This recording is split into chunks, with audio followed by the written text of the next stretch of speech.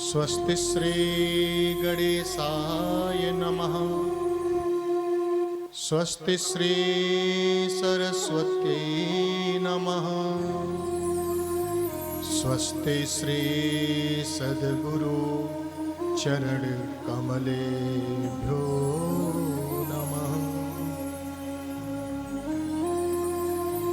वसुदेव सुतं देवं कंस चाणूरमर्दनं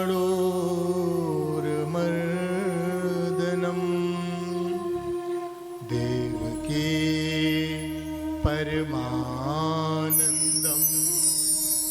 कृष्णं वन्दे जगद्गुरुं।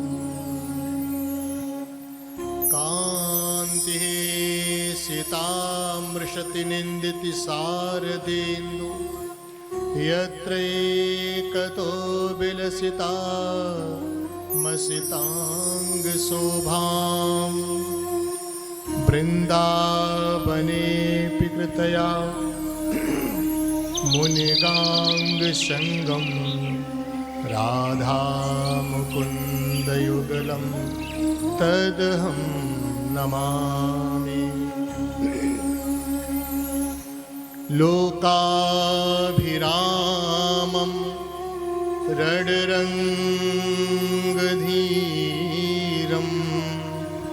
राजीवनेत्रं रघुवंशनाथं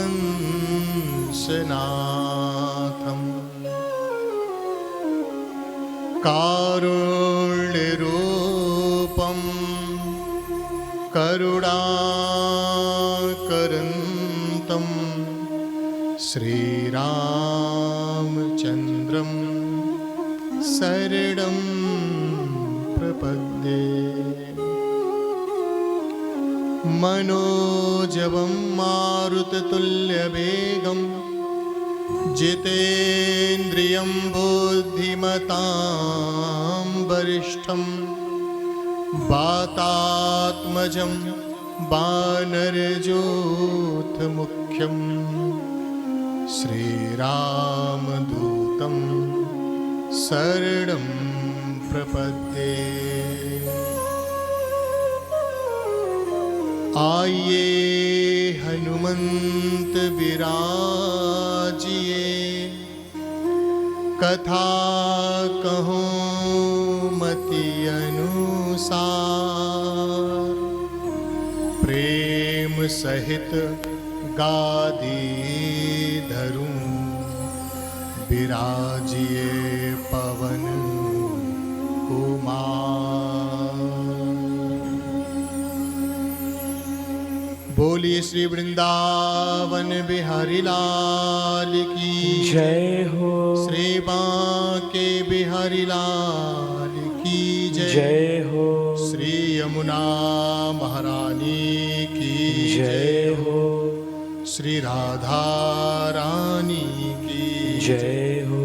द्वारिकाधीश की जय हो। श्री बांके बिहारी लाल की जय हो।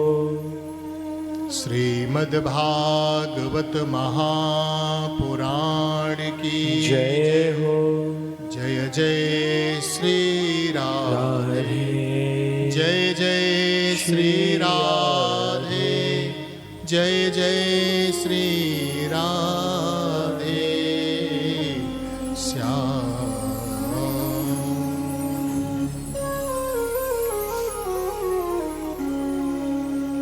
सभी लोग बड़े भाव से अपने मन को प्रभु के चरणों में लगाने के लिए 2 मिनट भगवान नाम सुमिरन करें और फिर भगवान की पावन कथा को श्रवण करेंगे।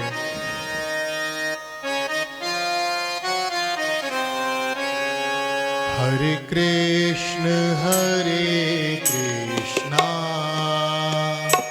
कृष्ण कृष्ण हरे हरे राम राम राम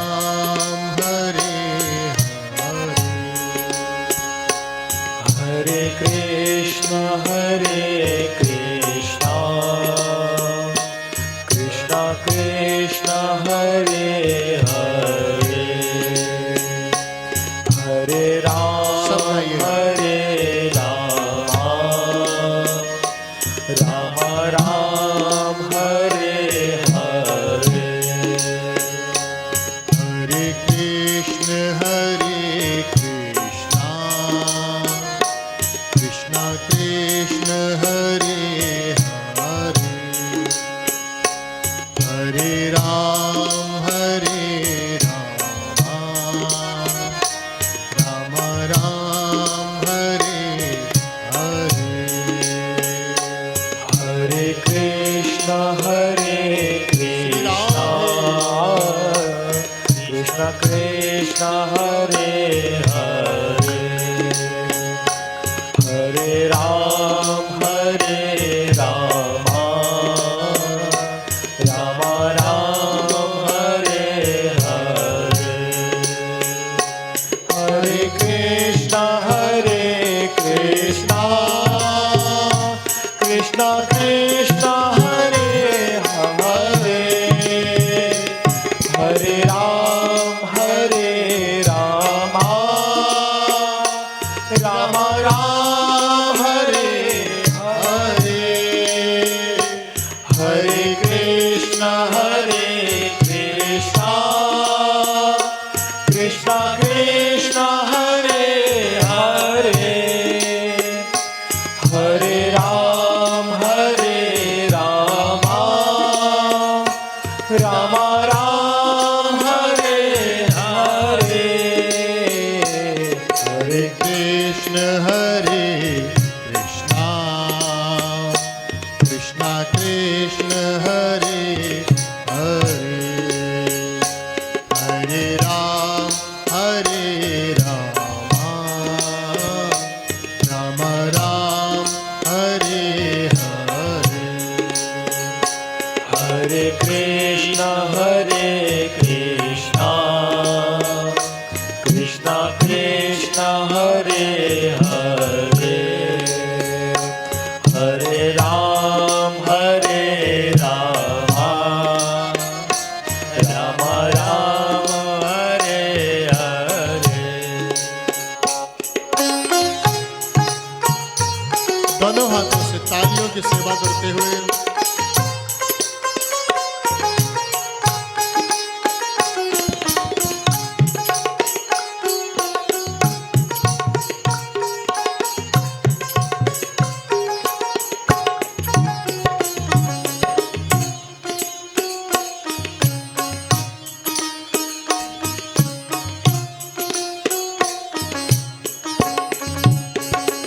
हरे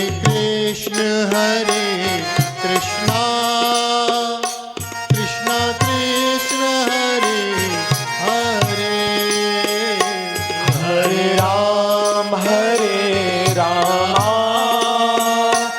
राम राम हरे हरे हरे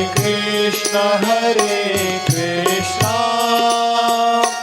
कृष्ण कृष्ण हरे हरे हरे राम राम राम हरे हरे हरे कृष्ण कृष्ण कृष्ण हरे हरे हरे राम बड़े भाव से गाइए राम राम हरे हरे हरे कृष्ण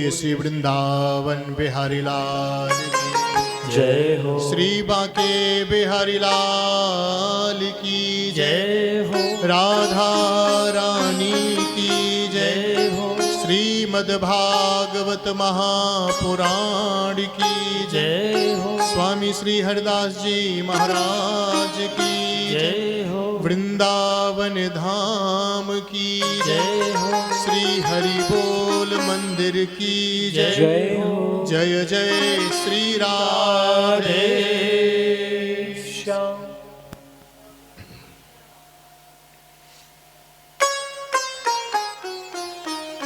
भगवान श्री राधा माधव के परम अनुग्रह से यह पावन श्रीमद् भागवत कथा ज्ञान यज्ञ का आयोजन श्री धाम वृंदावन की पावन भूमि श्री बांके बिहारी जी महाराज का पावन सानिध्य, श्री यमुना महारानी का तट और श्री हरि बोल मंदिर का भवन और एकादशी का दिन और दूर दूर से आए हुए आप सभी भगवान के प्रेमी भक्तजन, संतजन, हमारी माताएं बहनें, समस्त भगवत प्रेमियों का इस पावन श्रीमद् भागवत कथा में मैं स्वागत करता हूं। प्रथम तो वृंदावन धाम की प्राप्ति ही बहुत कठिन है। लोग बहुत विचार करते हैं, बहुत प्लान करते हैं, समय निकालते हैं और बहुत बार नहीं भी आ पाते हैं। आप लोगों को श्री बिहारी जी ने सहज में बुला लिया। ऐसा प्लान नहीं था पहले, ऐसी योजना नहीं थी कि वृंदावन में कथा सुनेंगे। कथा श्रवण करने वाले थे आप लोग कानपुर में, लेकिन बांके बिहारी जी आपको सुनाना चाहते थे वृंदावन में। तिथि यही निश्चित हुई थी, स्थान निश्चित हुआ था कानपुर का, लेकिन हमारी यमुना महारानी आपको यहां बुला रही थी। श्री गिरिराज महाप्रभु चाहते थे कि आप वृंदावन में आकर के भगवान की इस पावन कथा को श्रवण करें। तो आज एकादशी के पावन शुभ अवसर पर एकादश्याम निराहारः समभ्यर्च जनार्दनम, ऐसा भागवत के 10वें स्कंद में लिखा हुआ है। तो एकादशी का दिन मिलना बहुत महत्व की बात है। आज आप इस पावन श्रीमद् भागवत कथा को श्रवण करने के लिए विराजमान हैं।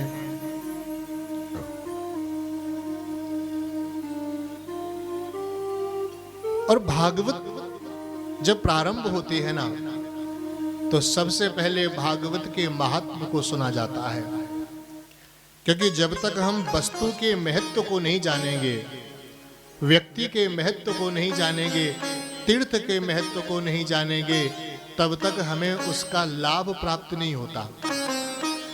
जैसे हमारे घर में कोई शालिग्राम भगवान रखे हों और हम उनको सहज पत्थर ही समझ रहे हों, तो क्या शालिग्राम भगवान की उपस्थिति का हमको लाभ मिलेगा? नहीं मिलेगा।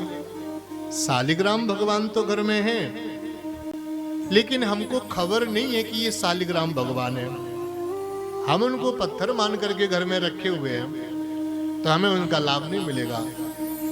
और जिस दिन आपको ये खबर लग जाएगी कि ये भगवान हैं, ये शालिग्राम भगवान हैं, उस दिन आप उन्हें गंगा जल से नहलाते हैं, मस्तक पर चंदन विराजमान करते हैं, तुलसी चढ़ाते हैं, तो वह चढ़ी हुई तुलसी और चढ़ा हुआ चंदन भगवान श्री नारायण को समर्पित हो जाता है।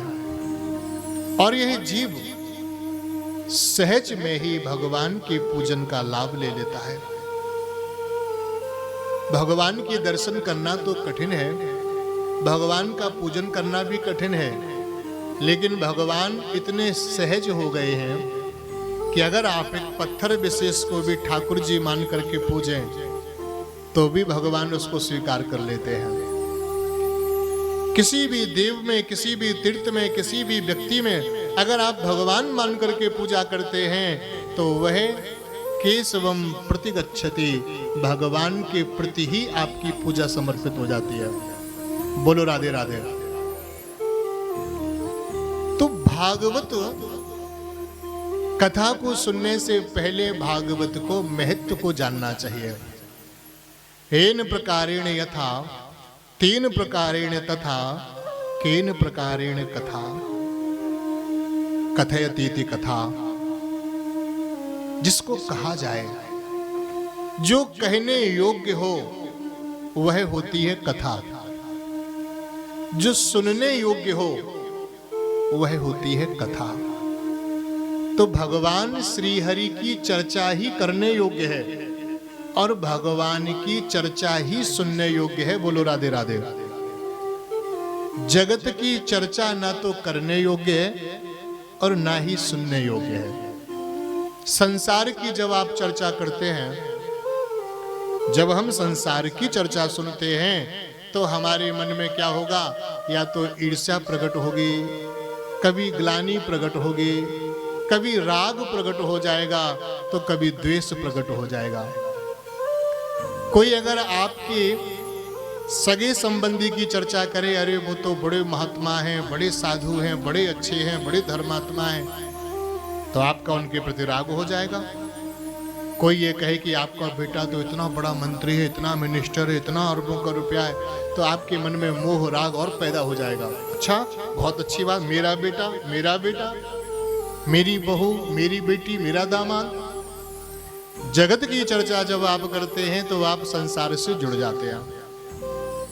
और कभी आपके पड़ोसी की चर्चा हुई, अरे साहब आपके पड़ोसी ने तो फलां गाड़ी खरीद ली है, फलां जगह बंगला ले लिया है, फलां रिजॉर्ट खरीद लिया है, ऐसा कर लिया, ऐसा कर लिया, तो हो सकता है किसी के मन में ईर्ष्या भी प्रकट हो जाए,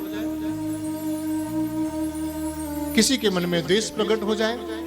उससे लाभ कुछ नहीं है। मानव का सरल स्वभाव, सहज स्वभाव होना चाहिए प्रेम। अच्छा कि मेरे पड़ोसी ने इतना किया है तो बहुत अच्छी बात है, क्योंकि देखो पड़ोसी धनवान होगा, संपन्न होगा, सुखी होगा, तो मौके पर आपकी तो काम आएगा।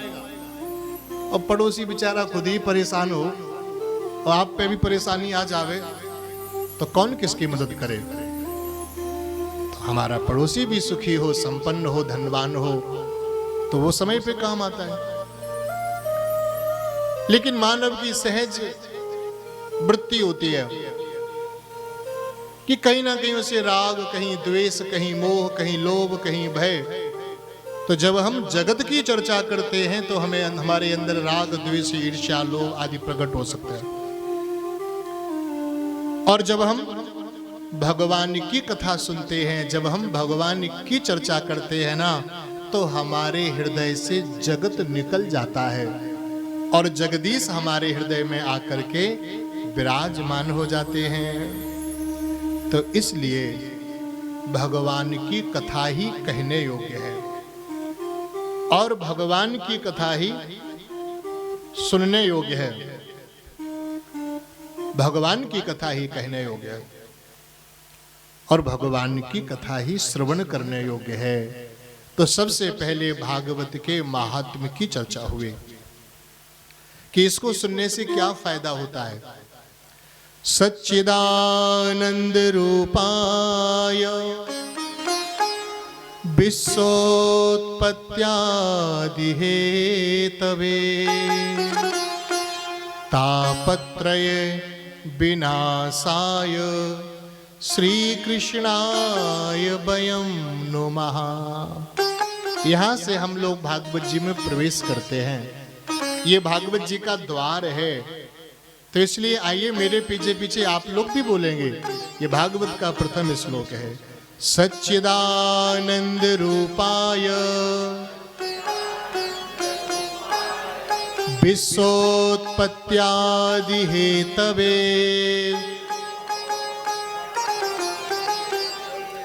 तापत्रय विनाशाय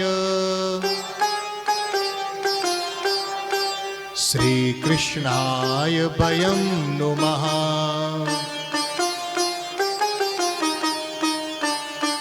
तो सज्जनों, यहां से हम लोग भागवत जी में प्रवेश करते हैं। तो सबसे पहले चर्चा करते हैं कि सच्चिदानंद रूपाय, भगवान कैसे हैं? भगवान सत चित आनंदमय हैं। ठाकुर जी कैसे हैं? सत चित और आनंद, इन तीन तत्वों से मिले हुए हैं। संसार को असत कहा जाता है और भगवान को सत कहा जाता है। सत्यम परम धीमहि, उस सत्य की ओर हम लोग चलें, उस परमात्मा की ओर हम लोग चलें। कथा क्यों सुनने आए हो? कथा सुनने के लिए इसलिए थोड़ी आए भगवान हमें खूब पैसा दे दें, खूब बड़ा घर हो जाए, खूब बड़ी कोठी हो जाए, कि इसीलिए सुनने आए हो? कथा क्यों सुनने के लिए आए हैं? कि हम सत्य की ओर चलें, हम परमात्मा की ओर चलें। घर तो हमें जो मिलना है वो मिलेगा, पैसा जो मिलना है वो मिलेगा, बेटा जो मिलना है मिलेगा, बहू जो मिलनी है मिलेगी, घर द्वार सुख दुख शरीर जो मिलना है वो मिलेगा। इससे कोई फर्क पड़ने वाला नहीं है। बहुत अच्छा शरीर मिल जाए तो भी कुछ सालों बाद तो छूटना ही है कि रहेगा। थोड़ा कम अच्छा भी शरीर होगा तो भी थोड़े दिन बाद छूट ही जाएगा। तो छूटने वाली चीज को पाने के लिए थोड़ी कथा सुन रहे हो? भाई बहुत बड़ी कोठी बनवा लो, कितने दिन रह लोगे? विचार करो। आधा जीवन तो लगभग हम लोगों का बीत ही गया, आधा बचा है, उसकी भी कोई गारंटी नहीं है कि वो जितना हम जी चुके हैं उतना और जी लेंगे, इस बात की कोई गारंटी नहीं है। तो कोठी में कितने दिन रह लोगे कोई पता नहीं है। और आपके बेटे को आपकी बनाई हुई कोठी अच्छी लगेगी या नहीं लगेगी, वो उसमें रहेगा कि नहीं रहेगा, या वो बेंगलोर रहेगा, मद्रास रहेगा, पुणे रहेगा, बॉम्बे रहेगा, या अमेरिका रहेगा, कनाडा रहेगा, कहाँ रहेगा, उसका भी कोई खबर नहीं है। रही बात धन संपत्ति की, तो धन संपत्ति भी कहीं स्थिर नहीं रही है। कोई सोचे कि हमारे पास पैसा बना ही रहेगा हमेशा, तो ये भूल है। या कोई सोचे कि हम हमेशा गरीब ही बनी रहेंगे, तो ये भी भूल है, क्योंकि समय बदलता है। कल जो किसी और के पास में पैसा था वो आज आपके पास में है, आज आपके पास में है, कल वो किसी और के पास में होगा। इंसान चले जाते हैं, लेकिन यह भूमि, यह भवन, यह संपत्ति सब यहीं बनी रहती है। एक भी सोने का सिक्का ऊपर नहीं जाता। बोलो राधे राधे। जो भी है छूटेगा यही। आपके पास में 50 ग्राम हो तो भी छूट जाएगा, और 50 किलो रख के बैठे हो तो भी छूट जाएगा। बोलो राधे राधे। ऊपर कौन सा जाएगा? वही जाएगा जो आप यहाँ अपने हाथ से दान कर दोगे, वो पैसा आपको ऊपर मिलेगा। बोलो राधे राधे। जो आपने यहाँ खर्च कर दिया कोठी बनाने में, बंगले बनाने में, जमीन खरीदने में, प्लॉट में, दुकान में, खाने में, पहनने में, ये वहाँ नहीं मिलने वाला। वहां पर वही पैसा मिलेगा जो आप अपने हाथों से यहाँ दान कर देते हैं, धर्म की सेवा में लगा देते हैं, वह धन आपको वहां मिलेगा। और आपने कितना लगाया है आप जानते हो, उतना ही वहां मिलने वाला है, बल्कि उससे थोड़ा बढ़ के ही मिलता है, क्योंकि भगवान बढ़ा करके देते हैं। तो जैसे हम यहाँ करते हैं ना, वैसे ही हमको वहां मिलता है, जो हम यहाँ धर्म के निमित्त करते हैं। तो बड़े भाग्यशाली हैं हमारे रामशंकर गुप्ता जी और आप गुप्ता परिवार, जो वृंदावन धाम में कथा सुन रहे हैं। पहली बात तो सत्संग आपको प्राप्त हुआ, आप भगवान के निकट हो रहे हैं, और जो ठाकुर जी ने आपको संपत्ति दी उसमें से आप कुछ अंश प्रभु की सेवा में लगा रहे हैं। तेरा तुझको अर्पण क्या लागे मेरा। आप वृंदावन धाम में आए ही इसीलिए हैं कि हमें ठाकुर जी की सेवा करनी है, हमें धर्म करना है। कथा सुनने का मन में विचार ही तब आता है जब कोई प्रारब्ध बड़ा अच्छा आ जाए। नहीं तो महाराज डॉक्टर के यहाँ पैसा चला जाता है, वकील के यहाँ जाता है, और पुलिस में चला जाता है, चोर चुरा ले जाते हैं, खो जाता है, लेकिन भगवान की सेवा में जल्दी से पैसा नहीं लगता। जब हमारा धन ठाकुर जी की ओर चलने लग जाए तो मानो ठाकुर जी की बड़ी कृपा हुई। और एक बात ध्यान रखना, भगवान की सेवा में जो धन खर्च करता है उसके पास कभी कमी नहीं आती। और आप विचार करिएगा, इतनी जल्दी बढ़ता है पैसा कि आप सोच नहीं सकते। आप लोग कानपुर से हैं, मैं तो आपको कानपुर में कई लोगों का एड्रेस दे सकता हूं जिन्होंने भगवान की कथा सुनी, आज भगवान की उन पर बड़ी कृपा है। तो जब लोग भगवान की सेवा करते हैं तो उनको भगवान की बड़ी कृपा प्राप्त होती है। तो सच्चिदानंद रूपाय, भगवान कैसे हैं? सत चित आनंदमय हैं। तो भगवान सच्चे हैं और सत्य की ओर यह कथा हमें बढ़ाने वाली है। यह जो कथा आप सुन रहे हैं यह आपको भगवान के सन्निकट, ईश्वर के सन्निकट पहुंचाने वाली है। और ठाकुर जी कैसे हैं? प्रकाश स्वरूप हैं। चित माने प्रकाश, भगवान ज्ञान स्वरूप हैं। ठाकुर जी तेजस स्वरूप हैं, वो प्रकाश स्वरूप हैं। और संसार जो है वो अज्ञानमय है, अविद्या से जकड़ा हुआ है। ऐसे अविद्या से, अज्ञान से निकल करके हम ज्ञान की ओर चलें, प्रकाश की ओर चलें। तथा तीसरा तत्व बता रहे हैं यहाँ कि भगवान आनंदमय है। आनंद जो है उसका कोई पर्याय नहीं है, उसका कोई विकल्प नहीं है। आनंद तो आनंद ही है, उसका कोई विलोम नहीं है। सुख के बदले सुख के पीछे दुख हो सकता है, दिन के पीछे रात आ सकती है, हर्ष के पीछे शोक खड़ा हो सकता है, लेकिन आनंद के तो पीछे भी आनंद है और आनंद के आगे भी आनंद है। तो आनंद कंद की जो कथा सुनता है वह परमानंद की प्राप्ति कर लेता है। तो ऐसे हमारे श्री ठाकुर जी हैं और प्रभु की आनंदमय है पावन कथा हम लोग श्रवण कर रहे हैं। सच्चिदानंद रूपाय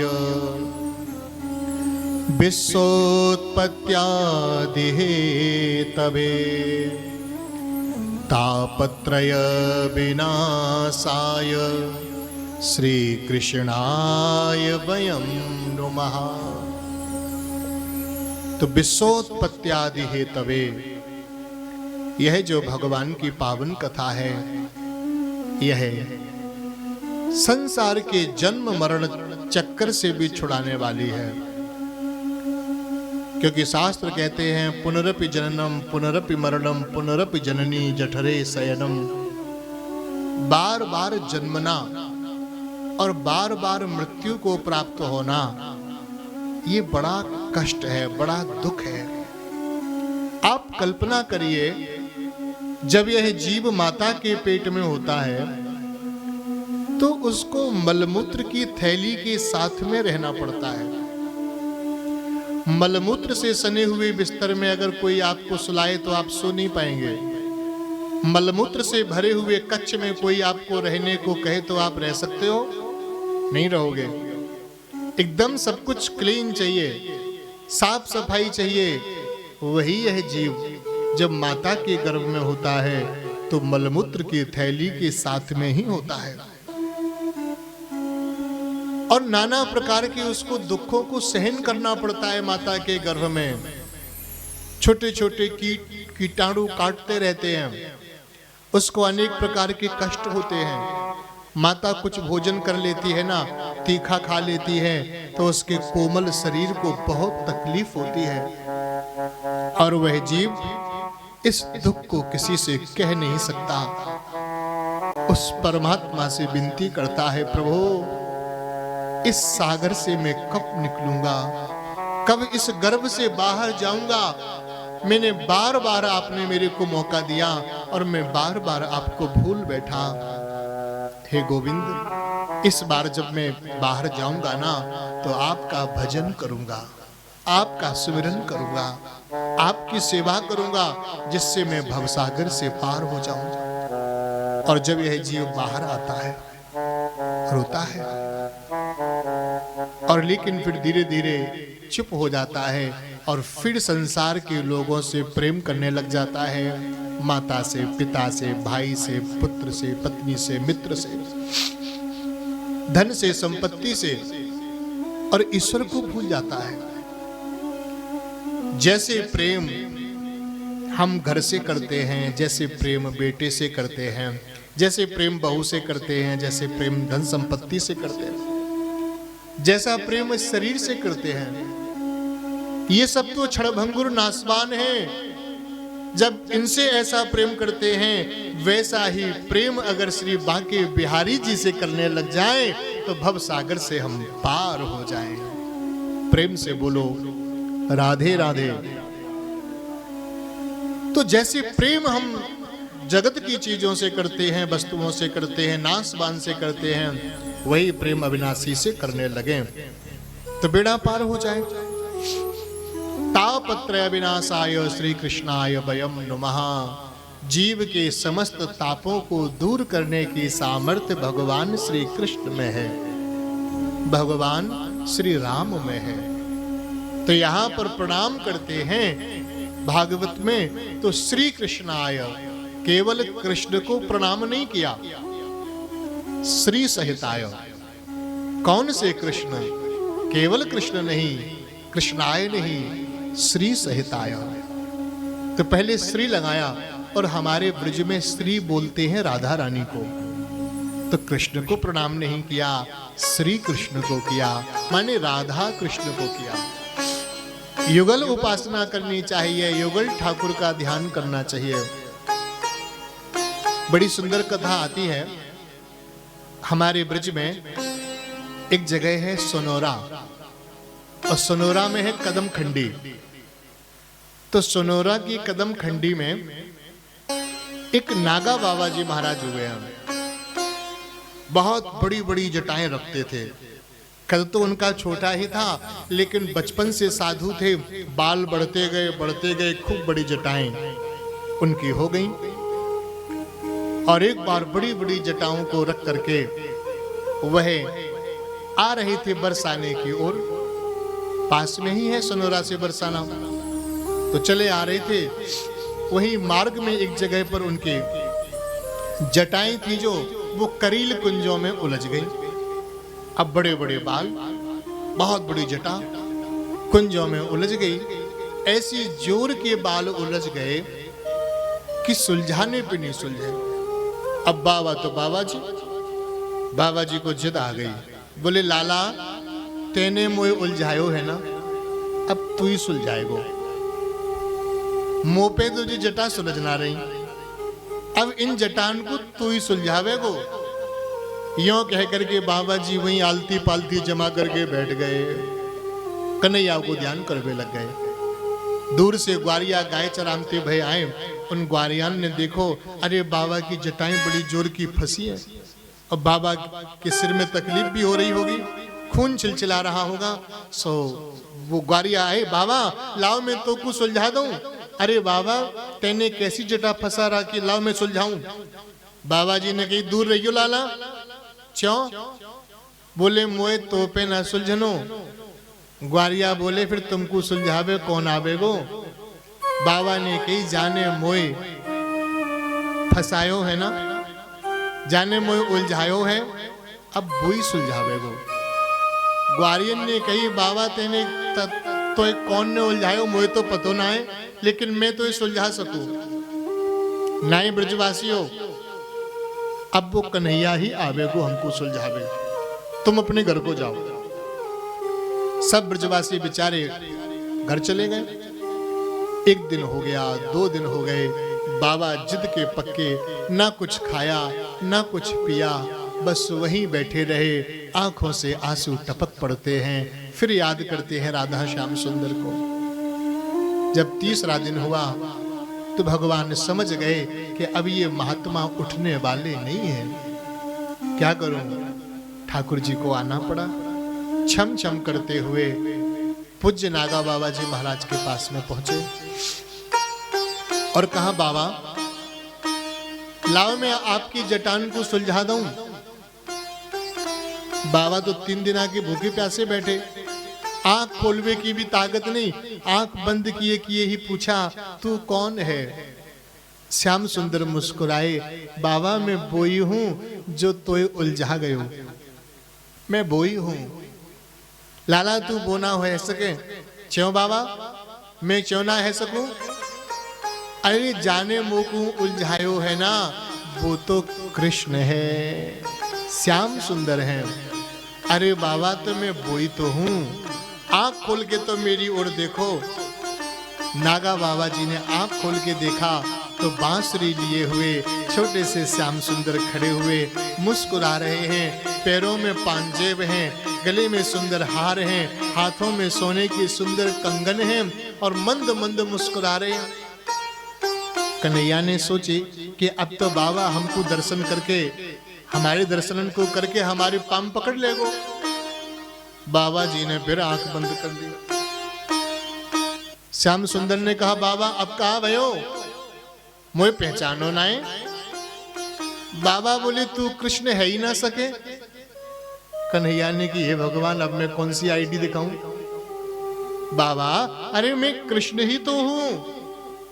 तू कौन सा कृष्ण है मेरे को पता नहीं। तू देवकी वाला कृष्ण है कि यशोदा वाला कृष्ण है कि मथुरा वाला कृष्ण है कि द्वारका वाला कृष्ण है, मेरे को तो पता नहीं तू कौन सा कृष्ण है। मेरे को तो वृंदावन वाला कृष्ण चाहिए। कन्हैया बोले, बाबा मैं वृंदावन वाला ही हूं।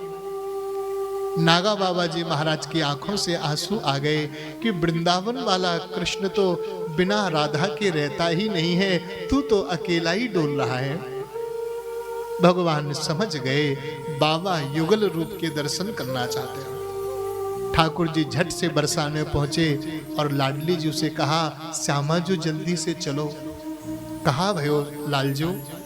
अरे एक बाबा ने जटा उलझा ली, मैं सुलझावे गयो तो मोते बोलो कि कृष्ण ते सुलझूंगो। मैंने कही मैं कृष्ण हूं तो बोले तू कैसो कृष्ण है, तू तो अकेले ही डोल रहे हो है, तेरे संग में तो राधा है ही ना है। किशोरी जी तुम भी चलो। किशोरी जी ने कहा, श्याम सुंदर अभी तो मैंने मेहंदी लगाई है हाथों में। भगवान ने कहा जल्दी से मेहंदी धुल लो। तो वहीं एक पोखर थी श्री जी के महल के नीचे, तो किशोरी जी ने वहां पोखर में हाथ धुल लिए तो उस जगह का नाम पड़ गया पीली पोखर। लाडली जी ने वहां मेहंदी के हाथ धुले तो पीली पोखर। आप जब बरसाने में राधा रानी के दर्शन करने जाएं तो वहीं सीढ़ियों के पास में नीचे पीली पोखर है, जहां किशोरी जी ने हाथ धुले थे। आज भी उस पोखर का पानी पीला दिखाई पड़ता है। तो राधा रानी को लेकर के श्याम सुंदर पहुंचे और वहां जाकर के उन बाबा जी महाराज से कहा, बाबा देखो अब मैं किशोरी जी के साथ में आया हूं। तो नागा बाबा जी महाराज ने जो दर्शन किए, आज तो प्रिया प्रीतम श्यामा श्याम राधा माधव सामने खड़े हुए हैं और किशोरी जी अपने हाथों से बाबा की जटाओं को सुलझा रही हैं।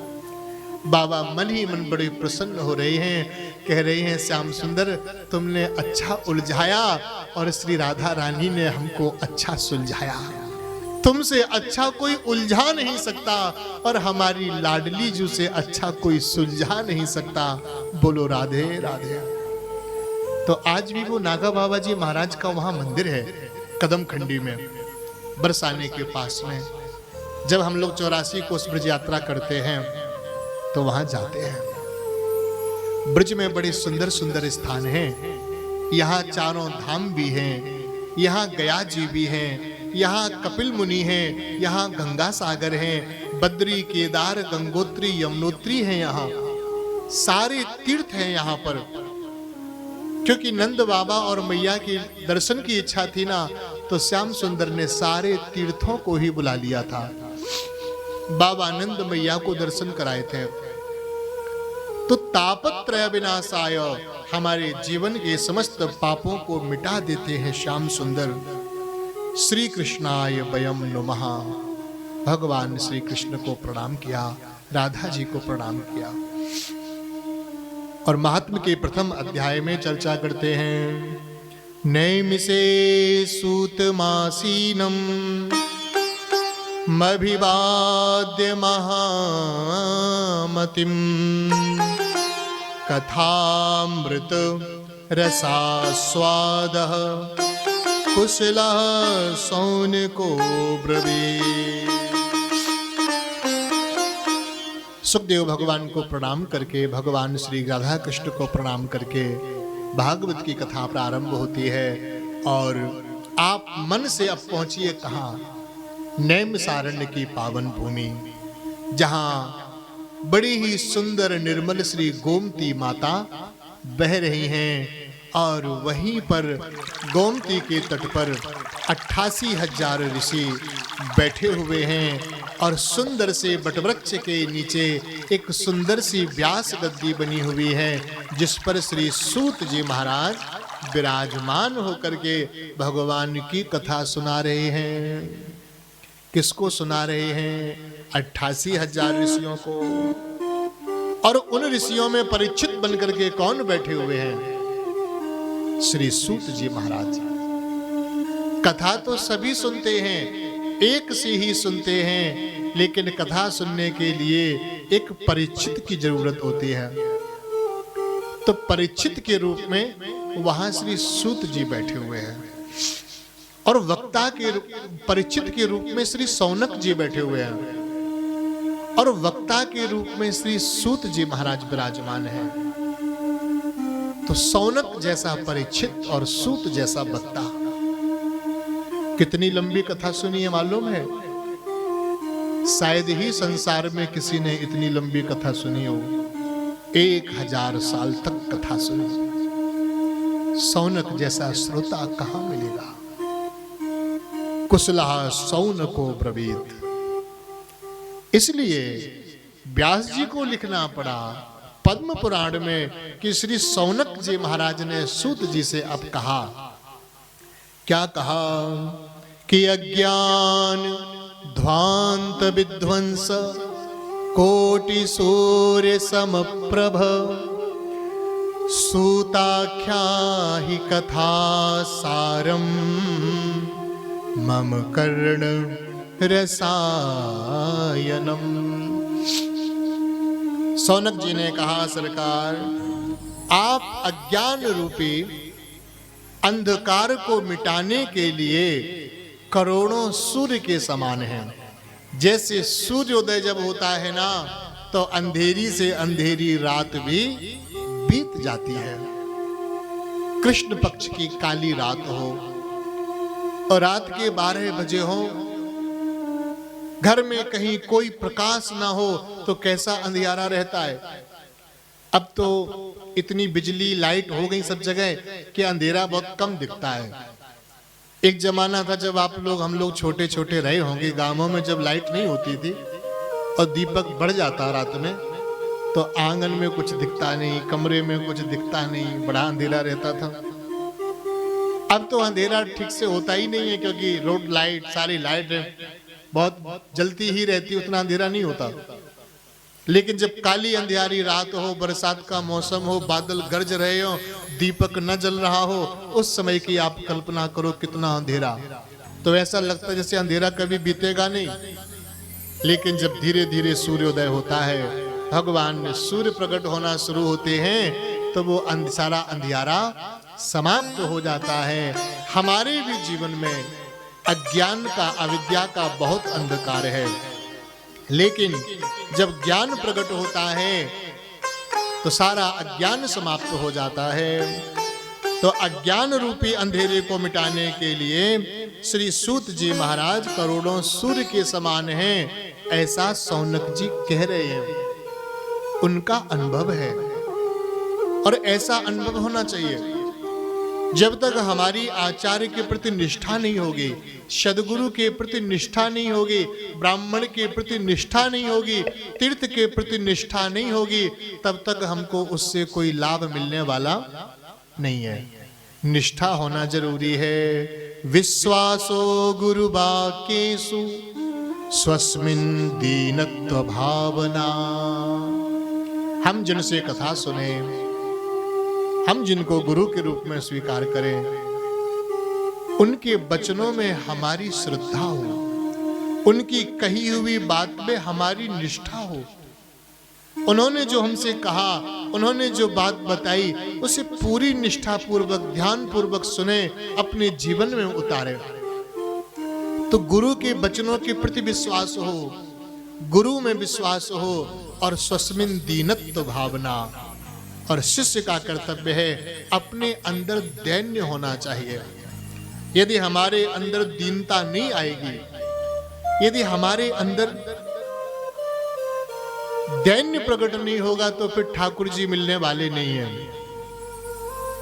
किसी संत ने लिखा है ना, नारायण दास जी ने लिखा है कि नारायण में सच कहूं भुज उठाई के आज, जो जिय बने गरीब तो मिले गरीब निवाज। जब तक हमारे हृदय में अहंकार भरा रहेगा, तब तक हमको परमात्मा मिलने वाले नहीं है। जब तक हम सोचेंगे अरे मैं तो ऐसा हूं, मैं तो ये सेठ हूं, मेरी तो ऐसी कोठियां हैं, मेरी तो ऐसी फैक्ट्रियां हैं, मेरे पास तो संपत्ति है, तब तक भगवान थोड़ी मिलते हैं। जब हमारे मन में ये आ जाता है प्रभु मैं तो गरीब हूं, अनाथ हूं, दीन हूं, हीन हूं, मेरे पास कुछ नहीं है, नहीं विद्या, नहीं बाहुबल, नहीं खर्चन को दाम। जब हमारे मन में ये दैन्य प्रकट हो जाएगा, जब हमारे हृदय करुणा से भर जाएगा, जब आंखों से अश्रु प्रकट हो जाएंगे। भक्त लोग, संत लोग भगवान से संपदा इसीलिए नहीं मांगते हैं क्योंकि संपदा होते हुए उसका अभिमान त्यागना बड़ा कठिन है। और जब कुछ होगा ही नहीं पास में, तो वो किस वस्तु का अभिमान करेगा। उसको भगवान से मिलने में ज्यादा बाधा नहीं है। लेकिन जो बहुत संपत्तिवान है, बहुत धनवान है, उसको अंदर दैन्य प्रकट करने में समय लगता है। जब बहुत भजन करेगा, सत्संग करेगा, तब दैन्य प्रकट होगा। वृंदावन में एक जगह कथा होती, नित्य कथा। मैं आपको बता दूं, पंडित श्री गदाधर भट्ट जी महाराज, आपने भक्तमाल कभी पढ़ेंगे तो उनका नाम सुनेंगे उसमें। पंडित श्री गदाधर भट्ट जी, राधा वल्लभ मंदिर जी के पीछे ही उनका मंदिर है। आज से 400-500 वर्ष पूर्व वह नित्य कथा सुनाते। और जब वह कथा सुनाती तो बड़ी बड़ी श्रद्धालु रसिक श्रोता बैठ करके भगवान की कथा सुनते। और जब वह कथा सुनाते तो श्रोता सुनते सुनते सिद्ध हो गए थे ना, तो उनकी आंखों से प्रेमाश्रु बरसते थे। भगवान की बात चलते ही भक्तों की आंखों से आंसू बरस जाते। कभी कभी प्रेम ऐसा बढ़ जाता है सज्जनों।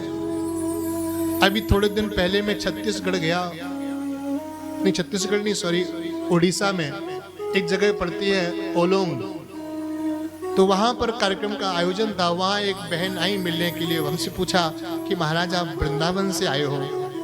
हमने कहा हाँ। बोले सच में आप वृंदावन से आए हैं? हमने कहा क्यों, लगते नहीं हम ब्रजवासी से? बोले नहीं, हमारे यहाँ बहुत लोग आते हैं, वो सब लिख लेते हैं कि वृंदावन वासी, लेकिन वो होते नहीं हम। आप सच में हो क्या? हमने कहा हाँ बहन, ये बिहारी जी की मुंह पे कृपा भई है, जो उन्होंने अपने चरणों में रखा है। जैसे हमने बिहारी जी का नाम लिया, उन बहन की आंखों से ऐसे आंसू भूल नहीं सकते। नाम सुनते ही वृंदावन का, नाम सुनते ही बांके बिहारी जी का ऐसे झरझर आंसू बहने लगे। उन्होंने मुझसे कहा कि आप कभी जब बिहारी जी जाओ तो उनसे कहना कि एक बार वो मुझे भी बुला के अपने दर्शन दे दे।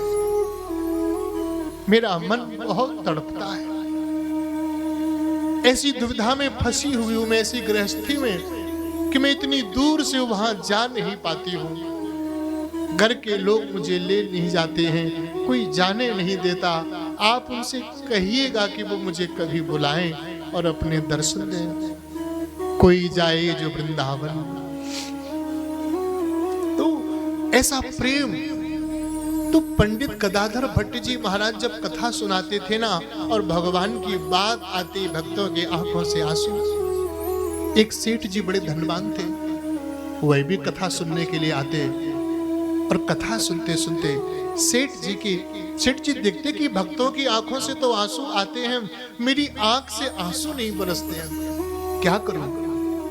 एक दिन सेठ जी ने क्या किया, लाल मिर्ची को पीस लिया और जब कथा शुरू हुई तो वह थोड़ी थोड़ी वो लाल मिर्च की पोटली अपनी आंखों से लगा लेते और आंखों में जलन पड़ती और जलन पड़ते ही आंख से आंसू बह उठते। एक दो लोगों ने देखा, अगल बगल वालों ने, उन्होंने जाकर के पूज्य गदाधर भट्ट जी महाराज से शिकायत कर दी। कहा, महाराज जी वो जो सेठ जी आते हैं ना, पीछे बैठते हैं, मालूम है आज वो ढोंग कर रहे थे। कैसा ढोंग? बोले वो अपनी आंखों में मिर्च लगा लगा के आंसू निकाल रहे थे।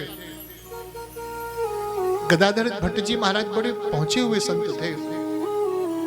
तो जब सब लोग आए प्रसाद लेने के लिए तो सेठ जी भी आए। उन्होंने सेठ जी का हाथ पकड़ लिया। उन्होंने कहा, सेठ जी आप अपनी आंखों को ऐसा कष्ट क्यों दे रहे हैं? क्या हुआ महाराज? बोले हमने सुना है तुम अपनी आंखों में मिर्च लगा रहे हो, ऐसा कष्ट आंखों को क्यों दे रहे हो? इस बार तो सच में सेठ जी की आंख बरस पड़ी। उन्होंने कहा, सरकार जिन आंखों से श्यामा श्याम के लिए आंसू ना गिरते हो, उन आंखों में तो मिर्च ही डालनी चाहिए। वो दिन कब आएगा जब अपनी श्यामा श्याम के नाम सुनते ही मेरी आंखों से प्रेमाश्रु बरसने लग जाएंगे? मैं तो उस दिन की तलाश में हूं। और ऐसा कह करके सेठ जी फपक फपक के रो पड़े। गदाधर भट्ट जी ने उनको हृदय से लगा लिया। कहा, सेठ जी आज वो दिन आ गया, वो दिन आ गया, अब प्रिया प्रीतम के लिए तुम्हारी भी आंख से आंसू बरसेंगे। तो भगवान की बात सुनते आंसू आ जाए। तो यहाँ सूत जी महाराज से सौनक जी कह रहे हैं, इह घोरे कलौ प्रायो जीवश्चासुरतां गतः क्लेशाक्रांतस्य तस्यैव शोधने किं परायणम्। कलयुग में इस जीव जो की उद्धार कैसे हो, इसकी मुक्ति कैसे हो, इसका कल्याण कैसे हो, कोई ऐसा उपाय बताओ। तो जो भागवत है ना, ये मुक्ति देने वाली कथा है। भुक्ति मुक्ति करो स्थिते, ऐसा लिखा है। भुक्ति और मुक्ति, भुक्ति से भोग का अर्थ न लेना चाहिए। ये ना समझो कि भगवान हमें बहुत संपत्ति दे देंगे, भागवत जी कथा सुनेंगे तो बहुत धन मिल जाएगा। अरे ये तो वैसे ही मिल जाएगा जैसे कोई गेहूं के लिए किसान खेती करता है ना, तो उसे गेहूं तो मिलता है, साथ में भूसा फ्री मिल जाता है। ऐसे ही कोई मुक्ति के लिए, भक्ति के लिए भी भगवान की कथा सुनेगा तो संसार की संपदा तो भूसे की तरह उसको बिना चाहे मिल जाएगी। संपत्ति को चाहने की जरूरत नहीं है, भगवान को चाहने की जरूरत है। जब भगवान को चाहोगे ना तो संपदा स्वयं ही मिल जाएगी। और अगर संपत्ति को चाहने लग गए मेरे भाई बहन, तो फिर भगवान मिलने वाले तो नहीं है। चाहने से संपत्ति मिलेगी कि नहीं मिलेगी ये हमारी गारंटी नहीं है, लेकिन चाहने से आपको श्री बांके बिहारी जी मिलेंगे, ये संतों की भागवत की गारंटी है। तो इसलिए चाहना है ना तो भगवान को चाहो, और संपत्ति तो स्वयं मिल जाएगी जो मिलनी होगी। तो जब यह बात कही तो सूत जी बड़े प्रसन्न हुए और उन्होंने कहा, सौनकादिर्षियों, मैं तुम्हें अब श्रीमद् भागवत महापुराण की कथा सुनाऊंगा। अभी तक तुमने बहुत पुराण सुने हैं, लेकिन यह पुराणों का तिलक है। श्रीमद् भागवतम शास्त्रम मुक्तिदानेन गर्जते, मुक्ति देने के लिए गर्जना करता है। समस्त पुराणों का यह तिलक है। ऐसी कथा सुनाऊंगा। और कहते हैं, एक बार की बात है, सौनकादिर्षियों, देव ऋषि नारद जी महाराज ब्रह्म लोक का त्याग करके मृत्यु लोक पर पधारे और यहाँ आकर के बड़े बड़े तीर्थों में गए, जगह जगह गए, लेकिन कहीं भी उनके मन को संतोष नहीं हुआ। न मन संतोष कारकम, भागवत में लिखा है, पुष्करम चा प्रयागम च काशीम गोदावरीम तथा। नारद जी कहाँ कहाँ गए? पुष्कर गए, प्रयाग गए, काशी गए, गोदावरी गए, और इतना ही नहीं, हरित क्षेत्रम हरिद्वार गए, कुरुक्षेत्रम कुरुक्षेत्र गए, जहां भगवान ने अर्जुन को गीता का पाठ सुनाया था। श्रीरंगम, सेतु बंधनम, रामेश्वर तक गए, वहां दर्शन किए, वेंकटेश भगवान के दर्शन किए श्रीरंगम में जाकर के। एवं आदिशु तीर्थेषु भ्रममाण तस्ततः, इधर उधर चारों दिशाओं में नारद जी घूमते रहे, लेकिन कहीं भी उनके मन को संतोष नहीं मिला। तब उन्होंने विचार किया, अब मैं कहाँ जाऊं? तो मन में श्यामा श्याम प्रकट हो गए, श्री वृंदावन धाम प्रकट हो गया, और फिर तो नारद जी महाराज वृंदावन की ओर चल पड़े।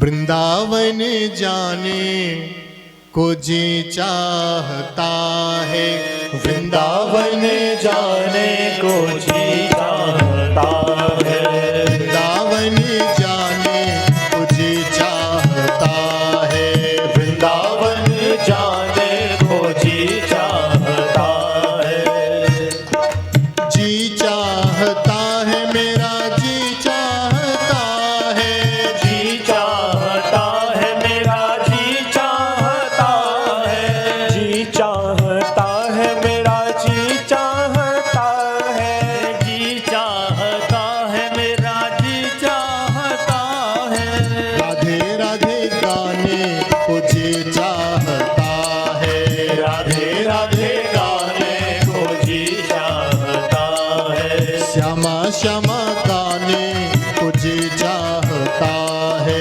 श्यामा श्यामा गाने को जी चाहता है।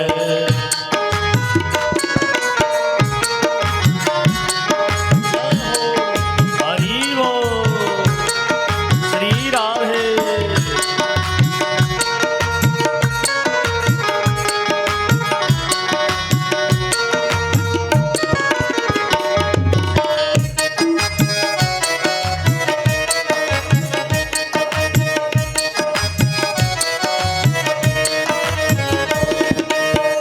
वृंदावन में यमुना किनारा, वृंदावन में यमुना किनारा, वृंदावन में यमुना किनारा, वृंदावन में यमुना किनारा, यमुना किनारा जहाँ बहती है धारा, यमुना किनारा जहाँ बहती है धारा, यमुना किनारा जहाँ बहती है धारा, यमुना किनारा जहाँ बहती है धारा, गोता लगाने को जी चाहता है, गोता लगाने को जी चाहता है, वृंदावन जाने को जी चाहता है, वृंदावन जाने को जी चाहता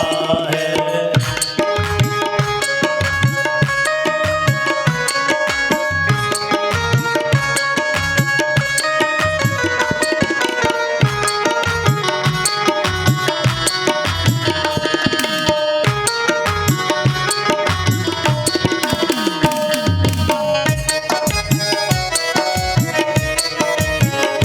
और वृंदावन में क्या है, आप जब वृंदावन की गलियों में जाएंगे ना, तो यहाँ जगह जगह आपको कथा होते मिलेगी, जगह जगह संत आपको कथा सुनाते मिलेंगे।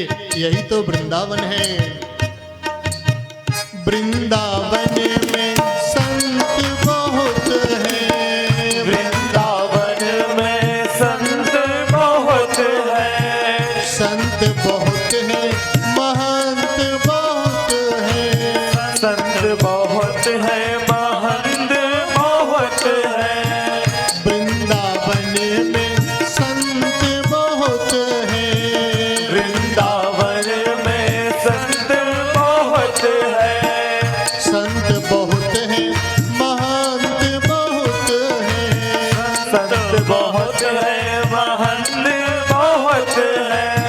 सत्संग में जाने को जी चाहता है, सत्संग में जाने को जी चाहता है, वृंदावन जाने को जी चाहता है, वृंदावन जाने को जी चाहता है।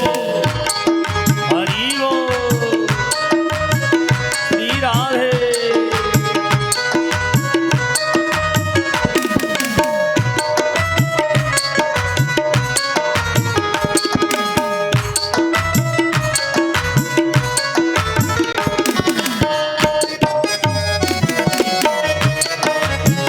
हरि बोल।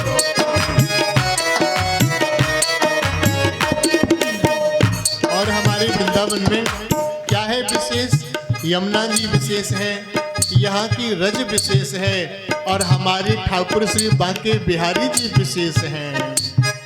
वृंदावन में बांके बिहारी, वृंदावन में बांके बिहारी, बांके बिहारी मेरे कुंज बिहारी, बांके बिहारी मेरे कुंज बिहारी, वृंदावन में बांके बिहारी, वृंदावन में बांके बिहारी, बांके बिहारी मेरे कुंज बिहारी, बांके बिहारी मेरे कुंज बिहारी। दर्शन को पाने को जी चाहता है, दर्शन को पाने को जी चाहता है, वृंदावन जाने को जी चाहता है, वृंदावन जाने को जी चाहता है, जी चाहता है मेरा जी चाहता है, जी चाहता है मेरा जी चाहता है, जी चाहता है मेरा जी चाहता है, जी चाहता है मेरा जी चाहता है। राधे राधे गाने को जी चाहता है, राधे राधे गाने को जी चाहता है, श्यामा श्यामा गाने को जी चाहता है, क्षमा क्षमा गाने को जी चाहता है, राधे राधे गाने को जी चाहता है, राधे राधे गाने को जी चाहता है, श्यामा श्यामा गाने को जी चाहता है। क्षमा क्षमा गाने को जी चाहता है। बोली श्री वृंदावन बिहारी लाल की जय। जय हो जय जय श्री श्री राधे। राधे। तो आपने सच्चे मन से चाहा श्री वृंदावन धाम को, तो ठाकुर जी ने आपको वृंदावन बुला लिया और आपको कथा सुना रहे। यहाँ तो लोग एक दिन नहीं रह पाते। आप तो पूरा 7-8 दिन का प्रोग्राम बना करके आए हैं। किसी को बीच में जाना तो नहीं है भैया? देख लेना, प्रोग्राम कैंसिल कर पाओ तो जाने का कर देना। तो 7-8 दिन आप यहाँ रह करके भगवान की पावन कथा सुनेंगे। और प्यारे भाई बहनों, आज हम लोग भगवान की कथा का महात्म्य सुनना है। तो नारद जी पहुंचे वृंदावन, और जब नारद जी वृंदावन आए तो उनको आते ही बड़ा आनंद हुआ। उनका मन आनंदित हो गया। बस 15 मिनट आपको अभी और बिठाएंगे, फिर आपको फलाहार भोजन के लिए छोड़ देंगे। हाँ, और देखो रोज कथा का जो समय है ना, वो 9:30 बजे से 1 बजे तक रखा है। क्यों रखा है? ताकि आप उसके बाद बढ़िया भोजन करके विश्राम करके फिर आप खूब आराम से वृंदावन के दर्शन कर पाएं। कभी बांके बिहारी जी, कभी राधा वल्लभ जी, कभी राधा रमण जी, कभी निधिवन, कभी सेवा कुंज, कभी राधा दामोदर, ये सब आप दर्शन करें। प्रेम मंदिर का नाम इसलिए नहीं ले रहा हूं, बहुत दूर से लाइन लगती है, बहुत भीड़ रहती है। जाना हो तो वहां भी जा सकते हो। अंग्रेज मंदिर है, वैष्णो धाम है, अक्षय पात्र है, ये सब दर्शन करो। और अगर पैरों में शक्ति हो तो वृंदावन की परिक्रमा भी लगाओ। गिरिराज जी की भी परिक्रमा लगा के आ जाओ, ये सब आपको समय मिल जाएगा। और अगर शाम को कथा सुनाते ना तो सुबह तो पूजा नाश्ता में टाइम निकल जाता, समय नहीं मिलता। तो इसलिए हमने आपको शाम का समय रखा। और ये कथा YouTube पर लाइव भी चल रही है, तो जो लोग कथा में नहीं आ सके हैं आप उनको, हमारे भैया हैं राम बैठे हैं, अगर आप लोग स्वयं YouTube पे सर्च कर सकें प्रहलाद जी महाराज तो आपको चैनल मिलेगा और आप उसे सुन सकते हैं और अपने परिवार के लोगों को, इष्ट मित्रों को भी आप भेज सकते हैं। जो लोग 7 दिन तक यहाँ रह के कथा ना सुन पाए, अगर वो घर बैठे भी चैनल पे कथा सुनते रहेंगे तो भी उनको लाभ मिलेगा। तो आप लोग इस कथा को दूर दूर तक पहुंचाते रहें, एक दूसरे भक्तों को सत्संग की प्राप्ति करवाते रहें। और जो लोग मोबाइल पर ना ढूंढ पाए तो वो राम भैया से आकर के चैनल को सब्सक्राइब भी करा सकते हैं, कथा भी सुन सकते हैं, और आगे भी जो कथा होगी उसमें भी आप जुड़े रह पाएंगे। तो नारद जी आए वृंदावन, जहां आप लोग आए हैं कानपुर से चल करके। नारद जी कहां से आए थे? ब्रह्मलोक से। आप तो फिर भी पास से ही आए हो। नारद जी को तो यहां आने के लिए ब्रह्मलोक से आना पड़ा था। भूलोक, भुवरलोक, स्वरलोक, महरलोक, जनलोक, तपलोक, उसके ऊपर है सत्यलोक, तो वहां से आना पड़ा। तो आप लोग भी भगवान की कथा सुनने के लिए वृंदावन आए। वृंदावन में आके नारद जी को बड़ा आनंद हुआ। ये जगह ही ऐसी है, घर में कितने भी दुख हो, जब आप वृंदावन आते हैं ना तो पूरा घर भूल जाते हैं। कम से कम जब आप घर से चलते हैं, वृंदावन आते हैं, यहाँ रहते हैं, तब तक घर की याद नहीं आती। जब आप वापस अपनी गाड़ी में बैठोगे ना तभी घर याद आएगा। बोलो राधे राधे। जब तक यहाँ रहोगे तो घर याद नहीं आने वाला। नारद जी को बड़ा आनंद हुआ, सब भूल गए, ब्रह्मलोक, स्वर्गलोक, सारे लोग बैठ के प्रभु का चिंतन करने लगे। तभी नारद जी ने देखा यमुना किनारे एक स्त्री बैठी हुई है, आंखों से अश्रु बह रहे हैं, उसकी गोद में 2 वृद्ध पुरुष लेटे हुए हैं। आसपास बहुत सारी देवियां खड़ी हैं जो उस स्त्री के ऊपर चंवर डुला रही हैं। नारद जी ने सोचा ये कौन है, कैसे मालूम पड़े। नारद जी ने दूर से देखा, पहचाना नहीं। उस स्त्री ने नारद जी को देखा तो उसने नारद जी को बुलाया। भो भो साधो क्षणं तिष्ठ मच्चिंतामपि नाशय दर्शनं तव लोकस्य सर्वथा गहरं परम। उस स्त्री ने पुकारा, कहा भो भो साधो, ए साधु महाराज थोड़ा खड़े हो जाओ। क्षणम तिष्ठो, एक क्षण को रुको। मत चिंतामपि नाशयो, मेरी चिंता का नाश करिए। नारद जी थोड़े पास में गए, पूछा देवी कौन हो तुम? काश तुम का विमौचेमा नार्या का पद्म लोचना वद देवी सविस्तारम स्वस्य दुखस्य कारणम। देवी तुम कौन हो, क्यों रो रही हो, और ये तुम्हारी सखियां कौन हैं? ये गोद में लेटे तुम्हारे ये वृद्ध पुरुष कौन हैं? उस देवी ने कहा बाबा हमको नहीं पहचाना। नारद जी ने कहा अभी तो नहीं पहचाना। उस देवी ने कहा बाबा अहम भक्ति रीति ख्याता।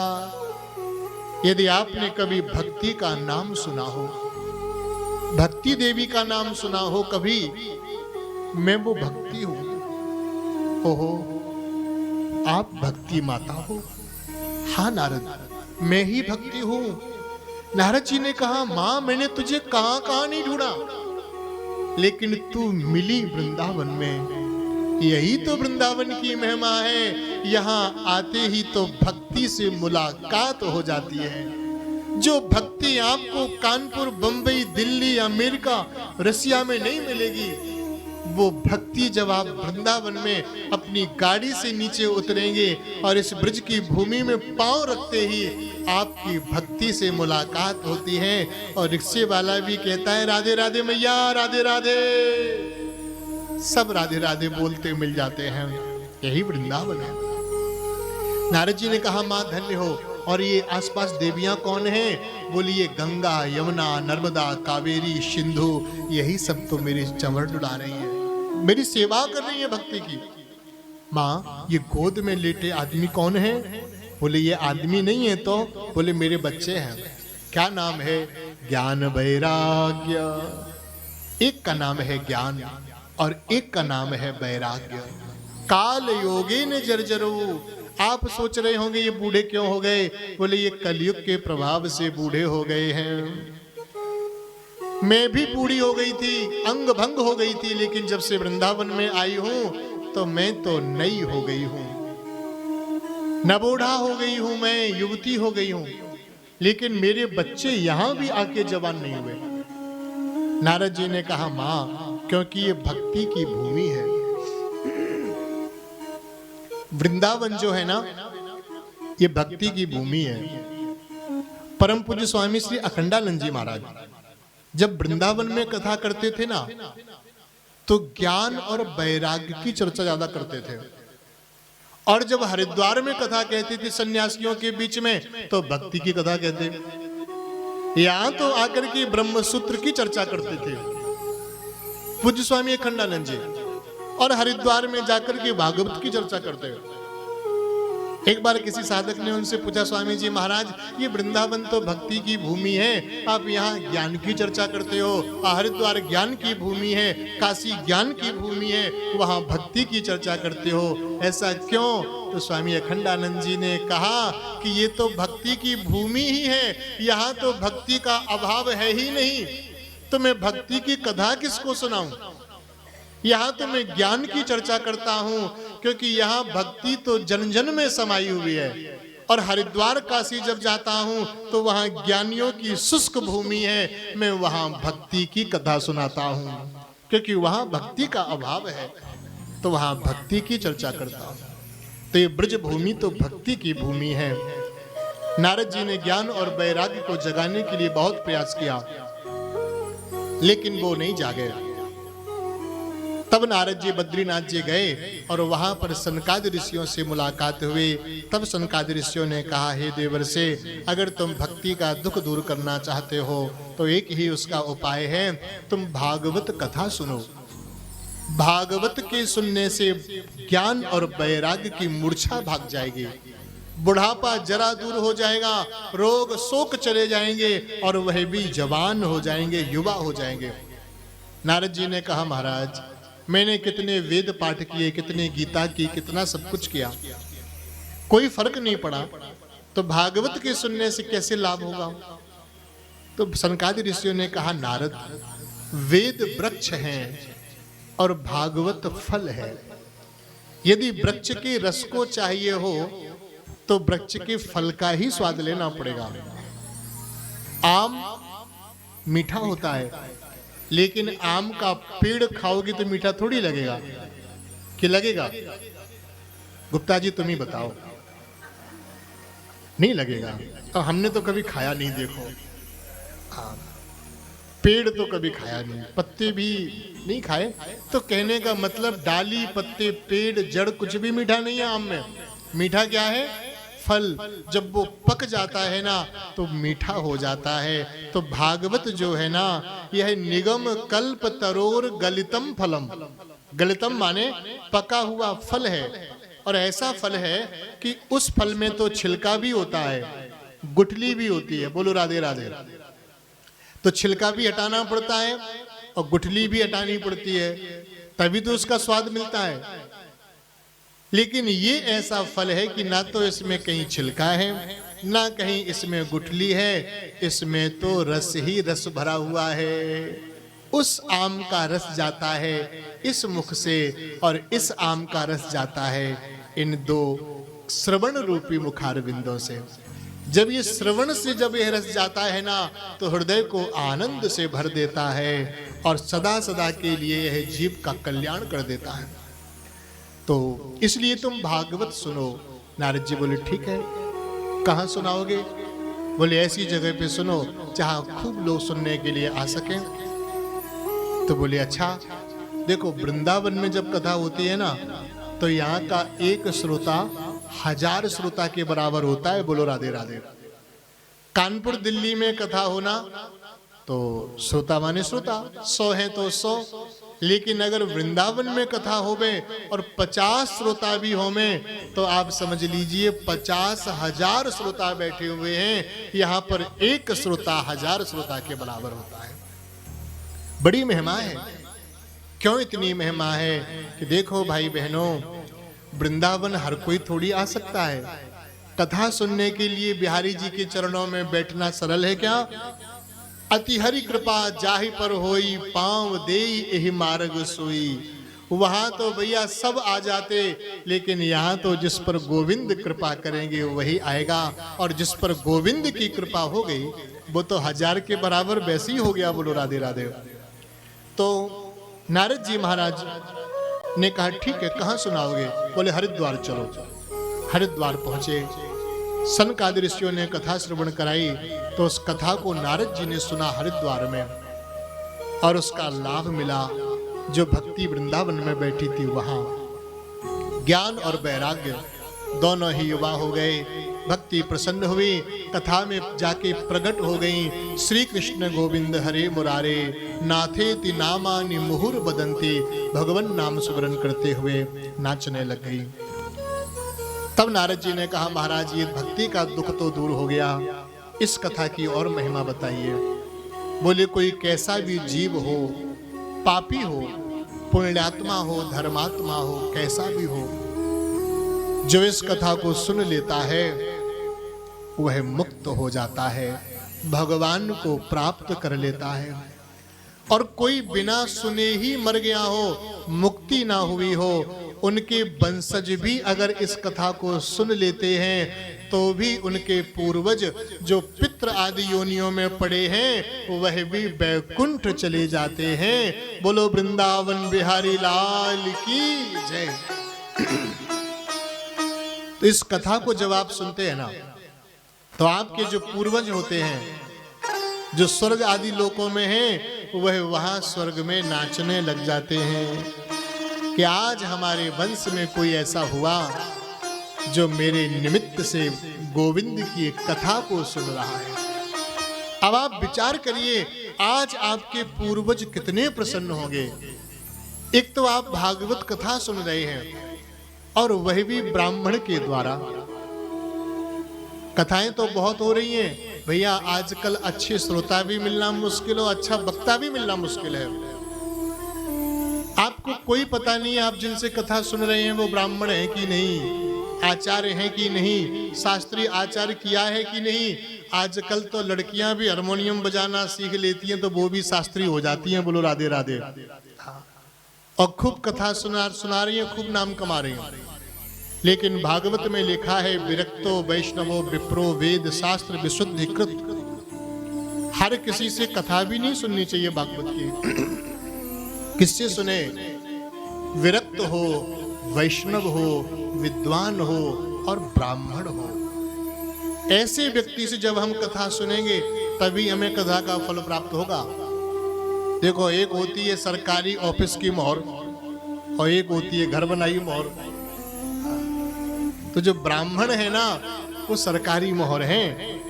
ठाकुर जी ने उनको बना के भेजा है कथा कहने के लिए, ज्ञान देने के लिए, मंत्र देने के लिए। और दूसरा स्वयं की बनवाई प्राइवेट मोहर है। तो सरकारी मोहर की जो वैल्यू है ना वो बहुत ज्यादा है। सरकारी मोहर लग जाए स्टाम्प पे तो वो स्टाम्प की बड़ी महिमा हो जाती है, और सरकारी मोहर ना लगे तो स्टाम्प कागज ही है। तो इसलिए कथा सुने तो विरक्त वैष्णव ब्राह्मण विद्वान हो उससे कथा सुने। और इस कथा को श्रवण करने से महाराज कोई कैसा भी पापी हो, प्रेत हो, वह भी मुक्त हो जाता है। किसकी मुक्ति हुई? तो धुंधकारी की कथा सुनाई। तुंगभद्रा तटे पूर्वम अभूत पत्तनमुत्तमम। एक तुंगभद्रा नाम की नदी थी, उसके किनारे पर पत्तनपुर नाम का एक छोटा सा ग्राम था। उस ग्राम में एक पंडित जी रहते थे।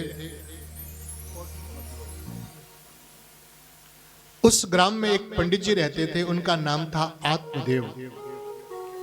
बड़े ही सरल थे, विद्वान थे, बड़ी ही सुंदर उनकी पत्नी थी, उनका नाम था धुंधली।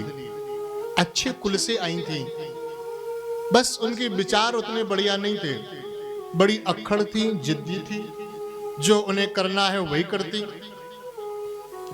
बात बात में झूठ भी बोल देती और इधर उधर की बातें उनको बड़ी बढ़िया लगती। लेकिन पंडित जी बड़े ज्ञानी थे, उन्होंने तो भगवान ने जैसी देवी दे दी है ठीक ही है, पटरी मिला लेते, लड़ते झगड़ते नहीं। कुछ लोग होते हैं बड़े भैया पहुंचे हुए, वो झगड़ा ही नहीं करते। आप एक बार तुकाराम जी महाराज की कथा आती है ना, बड़े सुंदर महाराष्ट्र के संत वे तुकाराम जी, उनकी पत्नी बड़ी कर्कशा थी। महाराज इतनी लड़ंग थी, इतनी अच्छा लड़ने वाली हो में तो ठीक है, कभी कभी हाथ छोड़ देती थी, बोलो राधे राधे, ऐसी खतरनाक थी। लेकिन तुकाराम जी तो कभी उनसे नाराजी नहीं हुई। एक बार उन्होंने कहा तुकाराम जी से कि सुनो, आज एकादशी है, देवोत्थानी एकादशी थी, गन्ने की पूजा होती, जाओ खेत से गन्ने ले आओ। तुकाराम जी महात्मा गन्ने लेने खेत पे गए, खूब सारे, पत्नी ने कहा था खूब गन्ने लेके आना, मैं मोहल्ले में बांटूंगी, मेरा व्यवहार है। अब तुकाराम जी महाराज गन्ने लेने गए तो खूब सारे गन्ने लेके वहां से चले। अब रास्ते में बच्चे मिल गए, बाबा एक गन्ना हमको दे दे, बाबा एक गन्ना हमको दे दे। तो तुकाराम जी महाराज कैसे मना कर देते, तो नहीं देंगो लाला, सबन को देवे लग गए। अब बच्चा तो बच्चा, भीड़ लग गई, सब गन्ना बांट दिए, एक गन्ना बचा, तुकाराम जी उसको लेके घर पहुंचे। अब जो सुबह से गई थे गन्ना लेने, एक गन्ना लेने के लेके शाम को घर पहुंचे, पत्नी पूछा गन्ना तुम पर एक ही गन्ना चला? बोले कि देवी में गन्ने तो बहुत सारे लेके आया था, अब बीच में बाल गोपाल मिल गए, मांगवे लग गए, तो फिर हमने दे दिए। अच्छा एक गन्ना लेके आती तो शायद पत्नी उतना नाराज ना होती, ये कह दिया कि हमने सब बांट दिए। ये सुन करके तो पत्नी को आग लग गई, ऐसा क्रोध आया, वो एक गन्ना हाथ से लिया और उनके पीठ पे दिया। जो तुकाराम जी की पीठ पे गन्ना पड़ा, वो गन्ना टूट गया पीठ से। तुकाराम जी बोले बड़ी कृपा हुई, मैं बहुत देर से यही सोच रहा था कि गन्ना एक है और देवी हम तुम दो आदमी हैं, कौन लेगा गन्ना? जो तेरे हाथ में है वो तेरा, और जो नीचे गिर गया वो मेरा। उठा करके गन्ना खाने लगे, बोलो राधे राधे। ऐसा उनके पास ज्ञान था, ऐसी सहन शक्ति थी। वो भगवान की कृपा मानते थे कि प्रभु तुमने ऐसी पत्नी दी है, बड़ी कृपा है, बहुत अच्छी भक्ति पत्नी दे देती, पता नहीं मेरा मन भक्ति में लगता है कि नहीं। ऐसी पत्नी दी है कि घर में मन ही नहीं लगता, बोलो राधे राधे, लगता है मंदिर जाके बैठो, उसमें भी कृपा का अनुभव कर लेते हैं। तो आत्मदेव जी महाराज की जो पत्नी थी थोड़ी अलग स्वभाव की थी, लेकिन पटरी बिठा ली थी। आत्मदेव जी के पास एक समस्या ये थी, धन दौलत तो सब कुछ था, लेकिन बस कोई संतान नहीं थी। एक बार एक सरोवर के किनारे उदास बैठे थे, कोई महात्मा वहां से निकले, पांव पकड़ लिए, कहा महाराज आशीर्वाद दें, मुझे संतान हो। महात्मा बड़े ज्ञानी थे, मस्तक देखा तो मस्तक पर लिखा हुआ था सप्त जन्मावधि पुत्रो नैव च नैव चा, एक जन्म नहीं 7 जन्म तक ना पुत्रो ना पिवा पुत्री, ना पुत्र होगा ना पुत्री होगी। तो महात्मा ने कहा हे ब्राह्मण देव, आपके प्रारब्ध में कोई संतान नहीं है, आप तो भगवान का भजन करो। पंडित जी ने कहा महाराज अगर मेरी संतान नहीं है, यह सुन करके मुझे बड़ा दुख हो रहा है, अब मैं अपने प्राण त्याग दूंगा, मैं नहीं अब जीऊंगा। मैंने भगवान से क्या मांगा, एक संतान ही तो मांगी थी, वो भी ना मिली, नहीं जीऊंगा। महात्मा को बड़ा विस्मय हुआ। महात्मा ने कहा क्या करें, ये ब्राह्मण तो प्राण दे देगा, पाप मेरे को लगेगा। अच्छा मैंने इसको बता दिया तेरे संतान नहीं है, अब क्या करूं? महात्मा ने कहा अच्छा रुको, सुनो तुम्हें एक फल दे रहा हूं, इस फल को अगर तुम्हारी पत्नी खा लेगी तो उसे बेटा होगा पक्का, लेकिन 1 साल तक झूठ ना बोले, किसी का जूठा ना खाए, जमीन पर सोवे, पत्रावली पत्तल में भोजन करे, आदि आदि बताया नियम। बोले ठीक है। फल को लेके पंडित जी पहुंचे, घर गए, कहा देवी इस फल को खाओ, 1 साल तक ये नियम पालन करना, करोगी? पत्नी बोली हाँ कर लूंगी। ले लिया फल, पंडित जी संध्या वंदन करने चले गए, पत्नी फल लेके पड़ोसन के यहाँ गई, कहा बहन समस्या आ गई। क्या समस्या? बोली ये फल। ऐसा फल आया है, इसे खाने से ना बेटा हो जाएगा। बगल वाली बोली तो खा ले, बोले खा तो लूं तब, इसके नियम बहुत है। झूठ ना बोले, झूठा ना खावे, इधर ना जावे उधर ना बैठे, मेरे से होने वाला है नहीं, बहन तू इस फल को खा ले। बगल वाली बोली मुंह पे 9 लाला तो पहले से घूम रही है, मैं खा के क्या करूंगी, 10वां पेट में है। तो धुंधली बोली 10वां मेरे को दे देना, मैं इस फल को गाय को खिला देती हूँ, बेटा होना होगा तो गाय को भी हो जाएगा। गाय ना तो झूठ बोलती है, जमीन पे सोती है, वैसी भोजन कर लेती है, तो मैं गाय को खिला दूंगी। लेकिन बहन तू अपना, अब जब बेटा तेरे जन्मे ना, रात में मेरे को दे देना, और मैं तुझे ये गले का हार, ये हाथों के कंगन, ये अंगूठियां, ये पांजेब, ये करधनी, मेरे पास बहुत सेट रखे हैं, सब तेरे को दे दूंगी। बगल वाली खुश हो गई, बोली ठीक है दे दूंगी लाला, मेरे पास क्या कमी, भगवान ने खूब दिए।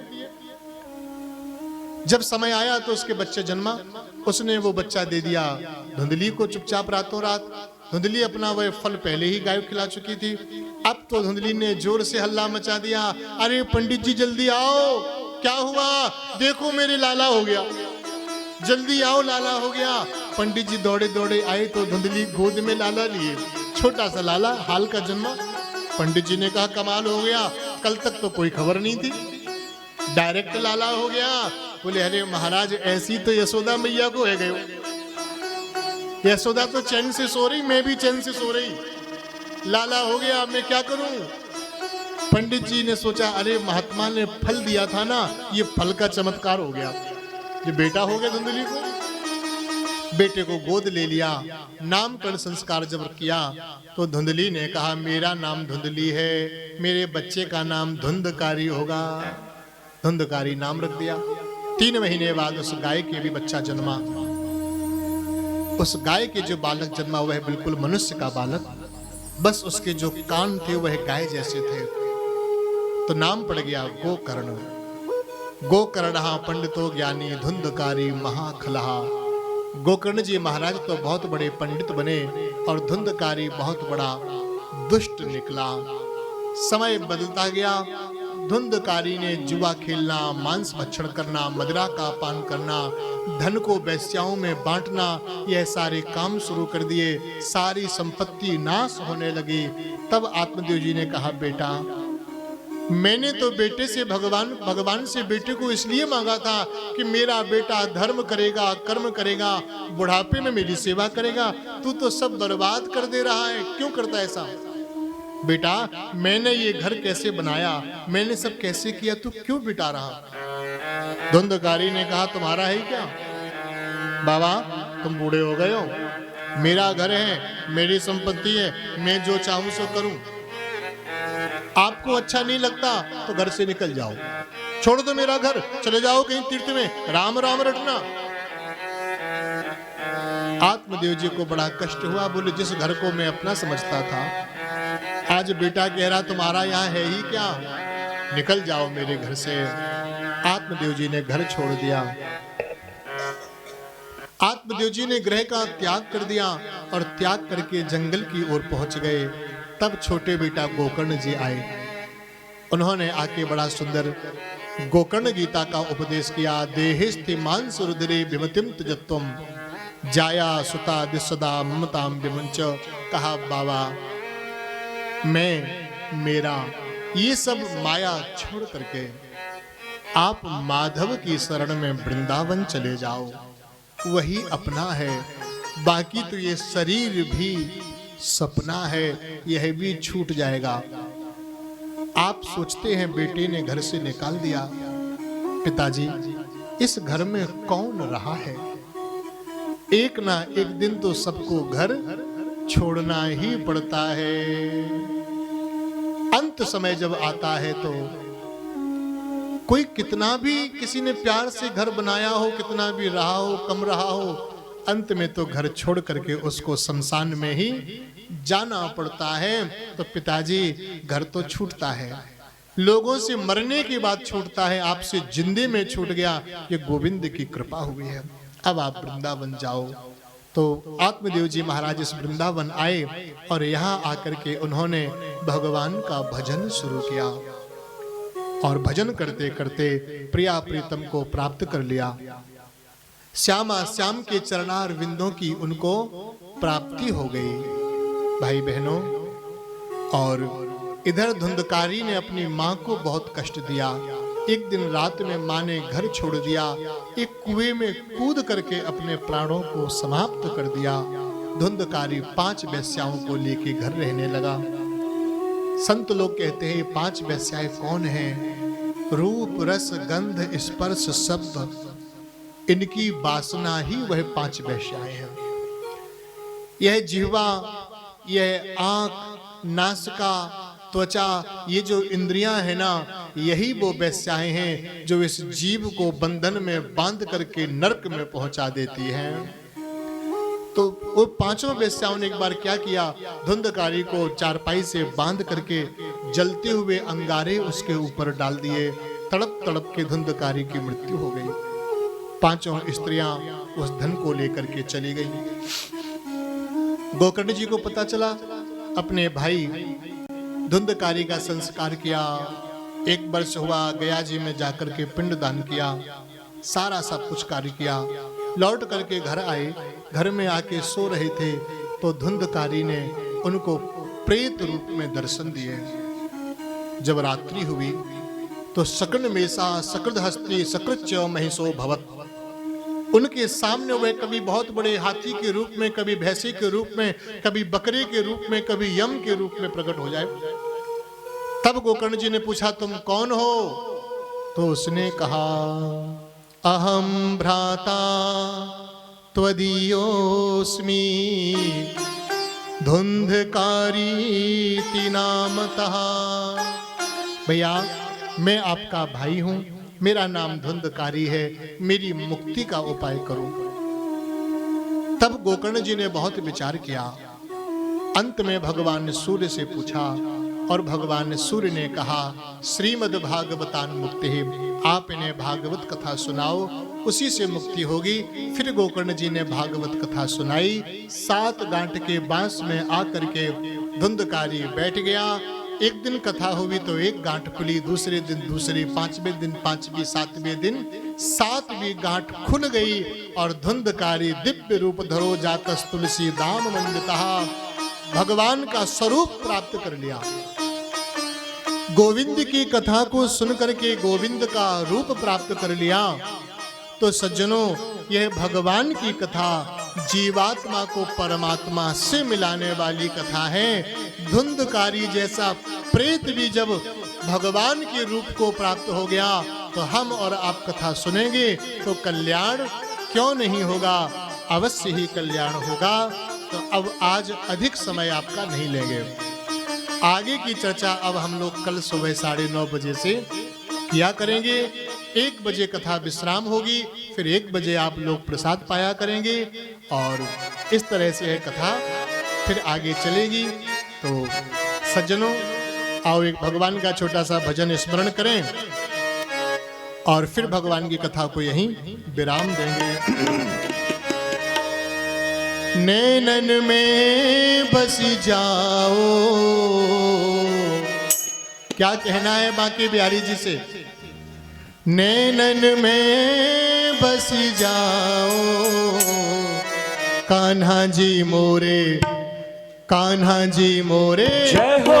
कान्हा जी मोरे नैनन में बस जाओ, कान्हा जी मोरे नैनन में बस जाओ, कान्हा जी मोरे नैनन में बस जाओ, कान्हा जी मोरे नैनन में बस जाओ, नैनन में बस जाओ, नैनन में बस जाओ,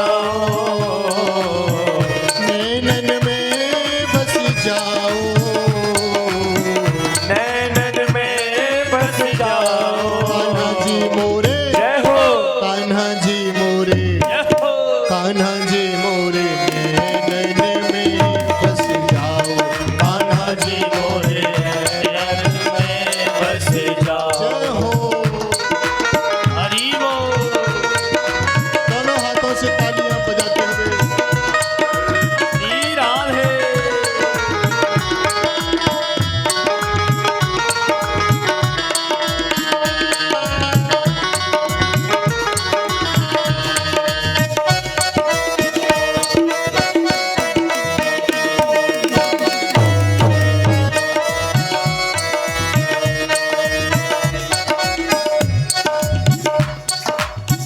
मोर मुकुट धरि अधर मुरलिया मोर मुकुट धर अधर मुरलिया मोर मुकुट धरि अधर मुरलिया मोर मुकुट धर अधर मुरलिया मधुर मधुर मुस्काओ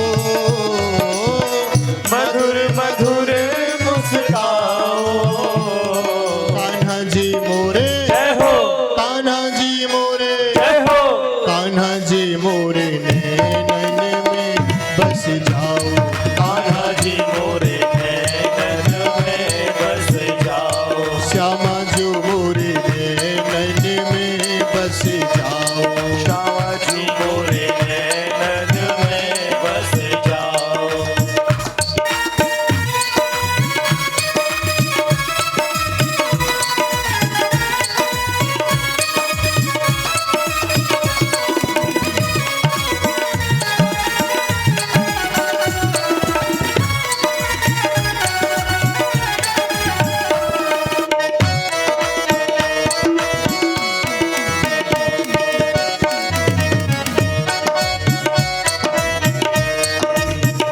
जगत मोहे कान्हा मैं लागे जगत मोहे कान्हा मैं लागे कान्हा मैं लागे श्यामा मैं लागे कान्हा मैं लागे श्यामा मैं लागे ऐसी ज्योति जगाओ ऐसी ज्योत जगाओ ऐसी ज्योति जगाओ ऐसी ज्योत जगाओ कान्हा जी मोरे जय हो कान्हा जी मोरे जय हो कान्हा जी मोरे नैनन में बस जाओ कान्हा जी मोरे नैनन में बस जाओ कान्हा जी मोरे नैनन में बस जाओ कान्हा जी मोरे नैनन में बस जाओ लागी प्रीत कबहू ना छूटे लागी प्रीत कभू ना छूटे लागी प्रीत कबहू ना छूटे लागी प्रीत कभू ना छूटे भव से पार लगाओ भव से पार लगाओ भव से पार लगाओ भव से पार लगाओ कान्हा जी मोरे जय हो नैनन में बस जाओ कान्हा जी मोरे नैनन में बस जाओ कान्हा जी मोरे नैनन में बस जाओ कान्हा जी मोरे नैनन में बस जाओ नैनन में बस जाओ नैनन में बस जाओ ओ नैनन में बस जाओ हो नैनन में बस जाओ एक बार सभी लोग अपने स्थान पे खड़े हो जाएं। अब धीरे धीरे खड़े हो जाइए। हाँ, और जो ना हो पाए उन्हें उठा लीजिएगा धीरे धीरे। अपने स्थान पर खड़े होकर के श्री बिहारी जी से कहेंगे, नैनन में बस जाओ, नैनन में बस जाओ कान्हा जी मोरे जय हो नैनन में बस जाओ, कान्हा जी मोरे नैनन में बस जाओ श्यामा जो मोरे नैनन में बस जाओ, श्यामा जी मोरे नैनन में बस जाओ प्रेम से बोलो राधे राधे वृंदावन